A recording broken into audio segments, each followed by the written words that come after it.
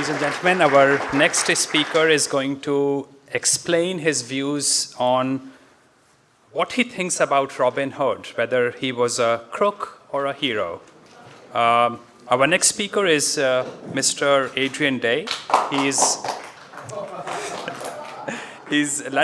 was born in London and a graduate from London School of Economics, and he heads the eponymous money management firm Adrian Day Asset Management. He manages discretionary accounts in both global and resource areas. Mr. Day is also sub-advisor to Euro-Pacific Gold Fund. His latest book is Investing in Resources, How to Profit from the Outsized Growth Potential and Avoid the Risks. Mr. Day.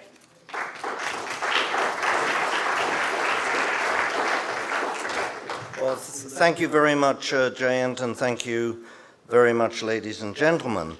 I was going to quote Monty Python, you remember, and now for something completely different. But of course, at this particular conference, I think every speech is something completely different. One of the earlier speakers started with Ayn Rand, and I'll do likewise. She, of course, had something to say about Robin Hood, as you would expect. So, through the mouth of Ragnar Danisgold in Atlas Shrugged, I quote, "He is remembered as a champion of need, a provider of the poor. But he was practicing charity with wealth he did not own. He is a symbol of the idea that need is the source of rights. He is the foulest of creatures, the most immoral, and the most contemptible." Anne, why don't you tell us what you really think? So I wonder how many of you in the audience recognize, I hope this works, recognize this. Anyone? One person? Two people, 3, 4, 5. Okay. Well, if you're of a certain age, that early 50s TV series with Richard Green, who incidentally died last year, is the image that you have of Robin Hood. Forget Russell Crowe and all the rest, forget Ayn Rand. Robin Hood was a decent man. Incidentally, Dick James, who sung that little piece of doggerel there, I don't know if you know, he later partnered with Lennon and McCartney to form Northern Songs, which held the copyright on all the Beatles songs. They later fell out after Lennon called Dick James a pig. Anyway, that's a different story, but if anyone wants to know the end, I'll tell them later. So in the 50s TV series, Robin Hood was a very decent man with a sense of justice.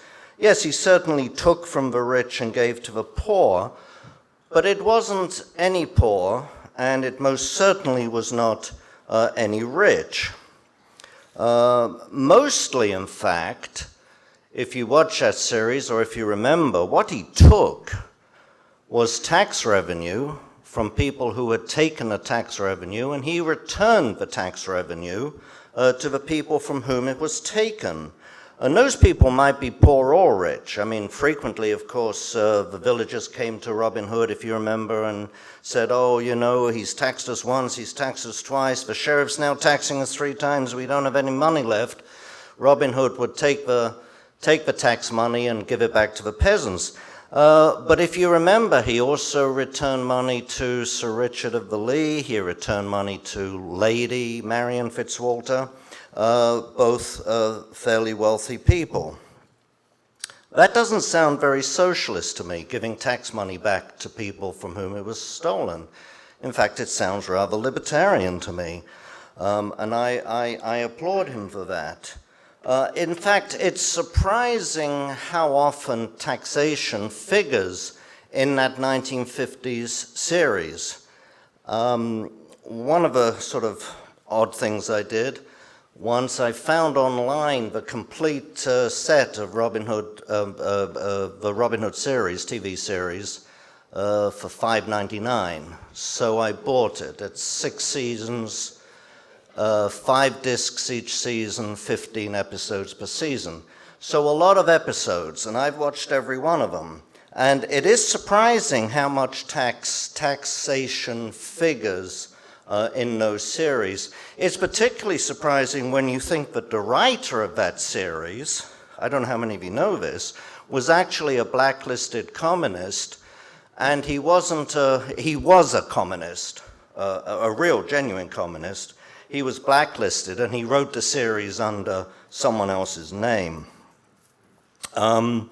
But nonetheless, Robin Hood always struck me when I was young as a libertarian. It's also interesting to note that I said that he gave money back to people, whether they were poor or rich, if it had been taken from them. He also didn't steal from every rich person. Most of the people that the band stole from were forces of the government who had taken tax money. And so nobles coming back from the Crusades were let off. They could have a free meal in Sherwood Forest. Nobles who treated their serfs well were let off. You know, he's a good serf, don't attack him. Anyone who remembers the series, I probably watched it a little more recently than you have. So anyway, that's the image that some of us would have of Robin Hood if we grew up in that period. How about the story? Well, the story of Robin Hood from that series was of a nobleman, you know the story, who fought with King Richard in the Crusades. He came back from the Crusades. He found his land and home had been taken from him by the Normans. He fled to the forest. And there are characters in the band, including the friar, Friar Tuck, Maid Marian, joined them a little bit later. Little John, of course, features in the story. So that's the story. However, I think it's true to say that if you lived at a different time, much earlier and also later, you would have a different image of Robin Hood. And the facts of the story, facts in quotes, would be different. At various times, was Robin Hood a nobleman or a yeoman? Was he a Norman or a Saxon? Was he honest and judicious? Or was he just a violent thug? In short, was he a socialist or a libertarian? So let's look at who was Robin Hood. Did he actually exist? The earliest extant reference to Robin Hood is from a very, very famous English poem of 1377 called Piers Plowman. I don't know if anyone, do you study that in American schools? I don't know. But it's a very famous poem. And that is the very first reference to Robin Hood. And it simply is one line. I do not know my paternoster, the Our Father prayer. I do not know my paternoster perfectly as the priest sings it, but I do know the rhymes of Robin Hood. That's it. That's the very first reference we have to Robin Hood. Thank you. The first stories of Robin Hood came in the early 15th century, so 1400, 1410, we don't know the exact date, but these are the first actual stories. And I would remind you that's 200 years after Robin Hood was supposed to exist. That's 200 years without internet and television and newspapers and everything else. So can you really look at those stories from 1400 and say that they are an accurate reflection of anything that happened? What we can say is that these early stories of Robin Hood certainly read as though they are talking about a real person. We can say that from literary analysis. And so there may well have been a single man who inspired the legend, but he's yet to be identified, and what he did and why he was in the forest and who his fellows were is lost in the mists of time. Needless to say, historians have spent a lot of time looking for the real Robin Hood. There was a gentleman called, well, gentleman, I don't know. There was someone called Robert Hood, who was outlawed in 1225 in Nottingham and went to the forest. Maybe that's him.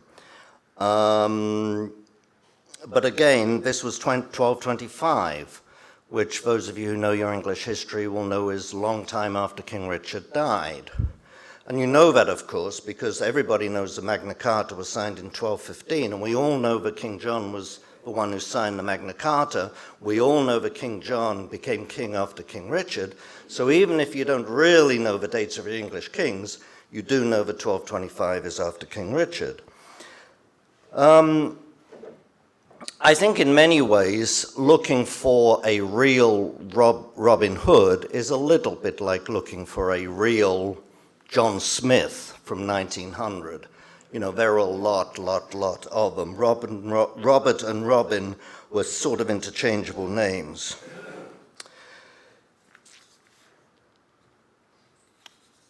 As I mentioned, the earliest stories about Robin Hood do sound as though they're writing about a real person. But remember, again, this is 200 years after he was supposed to have lived. The first stories about Robin Hood are really simply adventures. The outlaws were romanticized, just as today, maybe we romanticize a little bit Billy the Kid or Bonnie and Hyde. But these, of course, were ruthless killers. In the early stories, he was not fighting Normans per se. He was not concerned with justice at all. They were very, very violent stories where he would kill people and after killing them, chop off their heads and hands. So whether the real Robin Hood was like that or not is difficult to know. What's interesting to me is how the story developed. It was 1521, in fact, which is 300 years, more than 300 years after he was supposed to have lived, or did live, that placed him in the time of King Richard for the very first time. Prior to that, the king had been King Edward. It was 100 years later. So again, it's a bit like suddenly writing about Al Capone and putting him in a Napoleonic War or something. 1598, we had for the first time Robin Hood became a nobleman. Later than that, Walter Scott in Ivanhoe, which is early 19th century, beginning of the 19th century. For the first time, you had the Saxon versus noble theme, and Robin Hood fighting against the Norman conquerors. That was not until the 19th century. And then later on, in the Victorian era, you had the very first Robin Hood books for children. Before that, they were not children's stories at all. They were books for adults, stories for adults, a lot of violence, as I say. So in the Victorian era, when they started writing for children, all of the violence was downplayed, and the concept of fairness and justice and so on and Robin Hood adjudicating disputes between people and so on. All of that was added to the stories. And I think from what I'm just saying there, you can see that just as the story changes, what Robin Hood meant to people was really a reflection of the age in which a story happened.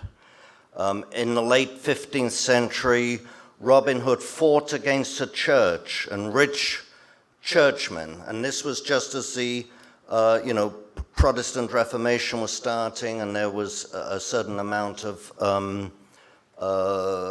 not opposition, what word am I searching for? A certain amount of distrust of rich churchmen. In the late 18th century, he became a political radical.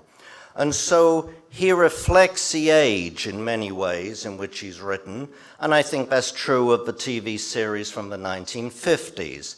It's quite appropriate that in the 1950s, Robin Hood was friendly, and he treated people well, and so on. He was a reflection of that age, and perhaps for Ayn Rand, Robin Hood was exactly what she wanted him to be.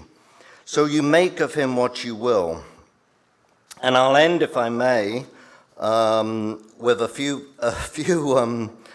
things I found in a book that I found laughable, but again, they reflect this theme that I'm saying, that Robin Hood reflects what you want him to reflect. Someone called Paul Boole, I've never heard of him, but apparently, according to his biography, he's an ex-academic who now edits radical comic art books in Wisconsin. Okay, so he says that Friar Tuck is a proponent of liberation philosophy. He said that Robin could not side with soldiers of the empire. I thought he was off in the Crusades killing Muslims, but never mind. As a global society, we are clearly still thinking about the need for Robin Hood. I'm not quite sure what that means. And then the best one is Robin Hood is a 20th, Robin Hood is the equivalent of Eugene Debs or Martin Luther King. So again, as I said, I think he reflects what you want him to be. But there are some things about him that are ubiquitous. He does speak to a desire for freedom, he speaks to a desire for justice, and he speaks against oppression. So socialist or libertarian? I mean, to me, he's a libertarian. I don't know what he is to you. Thank you.